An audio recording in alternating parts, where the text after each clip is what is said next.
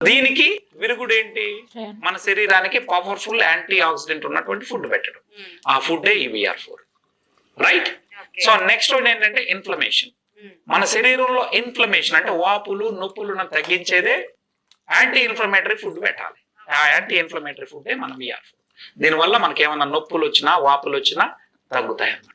మీకు cervical spondylitis కావచ్చు, అదే విధంగా మైగ్రెయిన్ కావచ్చు, మోకాళ్ళ నొప్పులు కావచ్చు, ఏ నొప్పులు ఉన్నా కాకపోతే కొద్ది రోజులు నొప్పులు పెరిగి తగ్గుతాయి, ఎందుకంటే దాని మీద ఇది పనిచేస్తుంది కాబట్టి.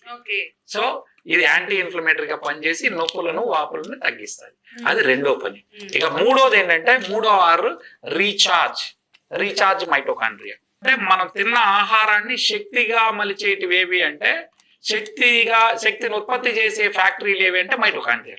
ఆ మైటోకాండ్రియా డెన్సిటీని ఇది పెంచుతుందని ఇదే డాక్టర్లు సైంటిస్టులు రీసెర్చ్ చేసి మరీ చెప్పారు.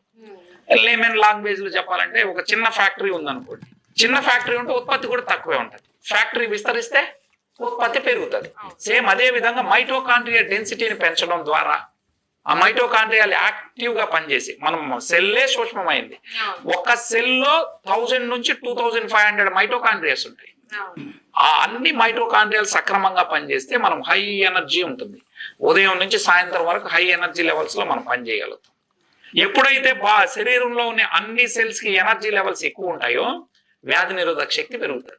వ్యాధి నిరోధక శక్తి పెరిగితే మనకేంటి లాభం అంటే రేపు పొద్దున బ్యాక్టీరియా కానీ వైరస్లు కానీ మన శరీరం మీద దాడి చేస్తే శరీరమే తట్టుకొని నిలబడేటట్టు తయారు చేస్తుంది. సో ఒక ఇమ్యూనిటీ బూస్టర్ గా ఇది పనిచేసి మన శరీరంలో హై ఎనర్జీ లెవెల్స్ ఉంచడంలో ఇది సహాయపడుతుంది అనేది మూడవది. ఇక నాలుగవది ఏంటంటే రీజనరేట్ ద న్యూ సెల్స్. మన శరీరంలో కొత్త సెల్స్ పుట్టడానికి ఇది ఉపయోగపడుతుంది. మనలందరినీ కూడా పద్మా మేడం గారు 120 years బ్రతకడానికి భగవంతుడు ఈ భూమి మీదకి పంపించాడు. 120 years డిజైన్ మంది. సో 120 years మనం బ్రతకాలి అంటే మేడం భగవంతుడు ఏం చేశాడు? మనిషి అనేవాడు 120 years బ్రతకాలి అంటే ఖచ్చితంగా వాడి శరీరంలో రిపేర్ వ్యవస్థ వాడి చేతిలోనే పెట్టాలనుకున్నాడు. అంటే సెల్ఫ్ హీలింగ్ మెకానిజం మనిషి చేతిలోనే పెట్టాడు. ఇప్పుడు మన ఊర్లో అంటే మనం చిన్నప్పుడుగా ఉన్నప్పుడు మన అమ్మమ్మ మన తాతను ముత్తాతను అంటే మనకు ముందు జనరేషన్ వాళ్ళు